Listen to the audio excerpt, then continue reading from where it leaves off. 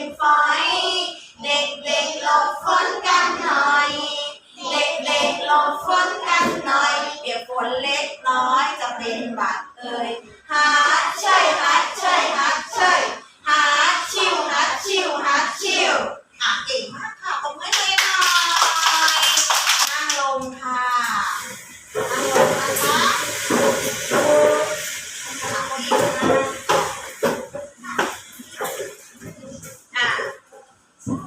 เมื่อกี้เราร้องเพลงอะไรคะลูกเพลงฝนใช่ไหมคะถ้าเราไม่อยากให้ฝนเปียกเนื้อเปียกตัวเรานะคะเราทำยังไงคะลูกอยู่บ้าน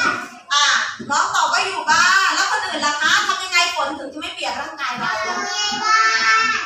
ทำยังไงคะลูกตบมือให้สีสุนทรหน่อยอุปกรณ์บอกว่าเราต้องสีสุนทรบอกว่าเราต้องมีอุปกรณ์ในการป้องกันฝนเพื่อไม่ให้ฝนเปียกตัวเราเวลาเราไปตลาดไปโรงเรียนไปไหนอีกลูกไปสวนไปนาไปไร่กับคุณพ่อคุณแม่อุปกรณ์ป้องกันฝนมีอะไรบ้างลูกเสื้อกันฝน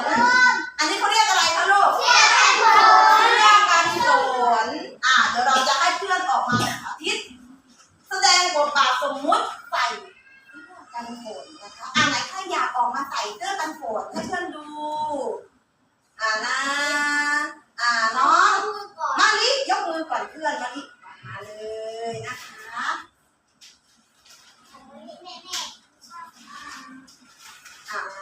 มาลิใส่ค่ะอันนี้เขาเรียกเสื้ออะไรลูกเสื้อกันฝนนะคะเดี๋ยวเราจะให้มาลิใส่เสื้อกันฝนนะใส่เสื้อกันฝน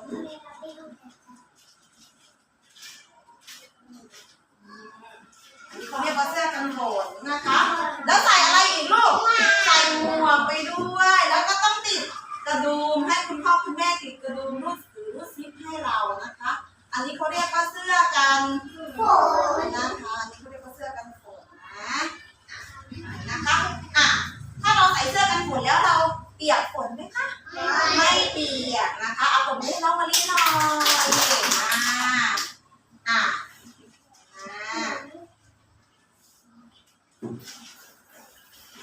ยังไม่ถอดก็ได้ใส่ก่อนเนาะยืนตรงนี้นอกจากเสื้อกันฝนแล้วมีอะไรอีกลูกมีอะไรอีกคะ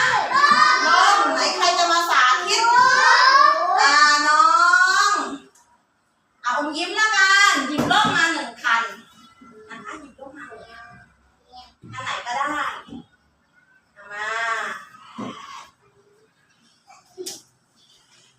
เปิดร่มนะคะมานะคะอมยิ้มนะคะใครจะออกมาได้หมดถือไว้ดีๆเดี๋ยวแทงตานะคะน้องน้องนิชาออกมาค่ะน้องนิชา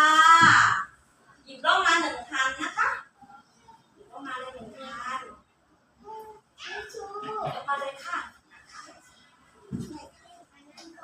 แล้วเรากดตรงนี้ระวังนะคะเวลาเราเปิดร่มเราระวังตรงนี้ของร่มด้วยนะคะลูกกลัวมันจะโดนตายืนนะคะต่อไปมีร่มแล้วมีอะไรอีกลูกรองเท้าบูทใครที่เอารองเท้าบูทมา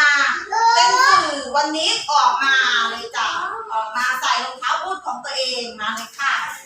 ออกมาเลยจ้ะใครที่เอารองเท้าบูทมาอันนี้รองเท้าบูทนะคะลองใส่ดูลองใส่ดูนะรองเท้าบูทใครอีกดูผู้ถือร่มให้นะอันนี้ของน้องเนสมาใส่รองเท้าบูทใส่รองเท้าบูทอันนี้ร่มตัวนี้ของใครเอามาเดี๋ยวใส่รองเท้าบูทก่อนนะคะใส่รองเท้าบูทก่อนนะคะใส่รองเท้าบูทแล้วหันหน้าไปฝั่งนู้นนะคะให้เพื่อนๆดูวันนี้ถือร่มด้วยน้องเนสหันหน้าไปฝั่งโน้นจ้ะเดี๋ยวรอคุณครูก่อนนะ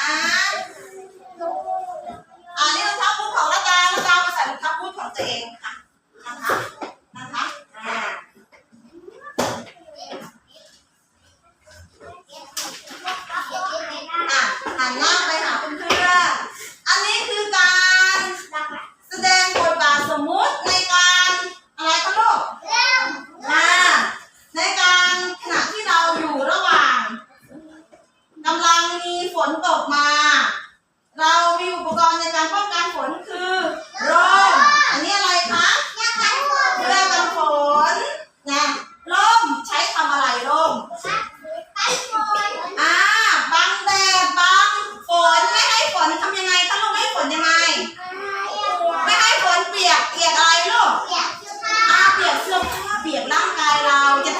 เป็นอะไรคะลูกเป็นหวั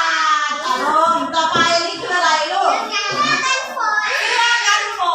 นนี่เสื้อกันฝนเดี๋ยวจะให้นิชาใส่ด้วยเสื้อกันฝนใส่เสื้อกันฝนไปด้วยเนาะใส่เสื้อกันฝนนะคะเสื้อกันฝนนะคะเสื้อกันฝนเสื้อกันฝนเป็นอุปกรณ์ป้องกันฝนได้เหมือนกันนะคะถ้าเราใส่เสื้อกันฝนแล้วร่างกายเราเป็นไงคะลูกเปียกไหมไม่เปียกนะคะ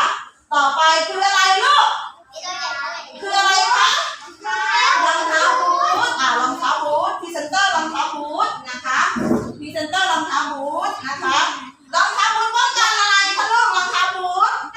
ป้องกันอะไรคะ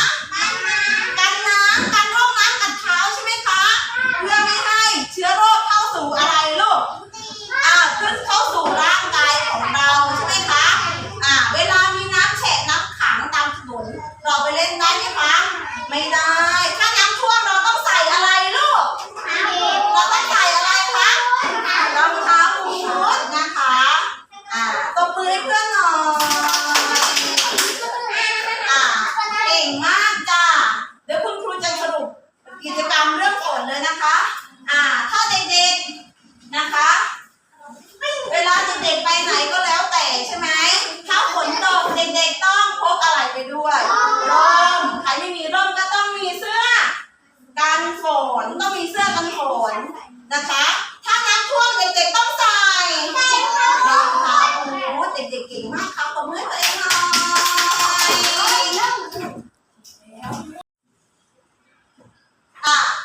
กิจกรรมต่อไปนะคะลูกคุณครูจะเข้าสู่กิจกรรมศิลปะสร้างสรรค์สัปดาห์นี้เราเรียนหน่วยเรื่องฝนใช่ไหมคะคุณครูมีใบงานมาให้เด็กๆทำนะคะพูดตามครูรุ่งจงนำคำที่กำหนดให้ไปเติมใต้รูปภาพให้สัมพันธ์กันคำแรกเสื้อกันฝน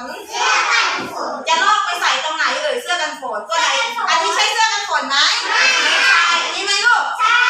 เสื้อกันฝนเราก็ลอกคำว่าเสื้อกันฝนมาใส่ตรงนี้แล้วเราก็ฉีกปากหรือคุณครูจะหากระดาษมาให้เด็กๆฉีกปากเข้าใจไหมคะต่อไปลูกรองเท้าบูทอันนี้คือรองเท้าบูทใช่ไหมคะเราก็ลอกคำใส่ไปนะคะต่อไปร่มอันนี้คือร่มนะคะเราลอกคำใส่ในบรรทัดก่อนแล้วค่อยฉีกปากเข้าใจไหมคะเดี๋ยวคุณครูจะแจกใบงานเลยนะคะเด็กๆไม่ต้องลุกขึ้นมาเดี๋ยวคุณครูเดินไปหานะคะทำได้เลยค่ะก่อนอื่นลืมไปเขียนชื่อนามสกุลชั้นเลขที่ให้เรียบร้อยนะคะทำได้เลยนะคะ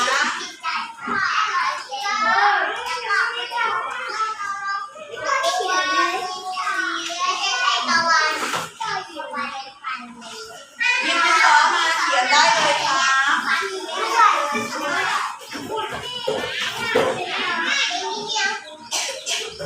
เราไม่ใช้สีนะ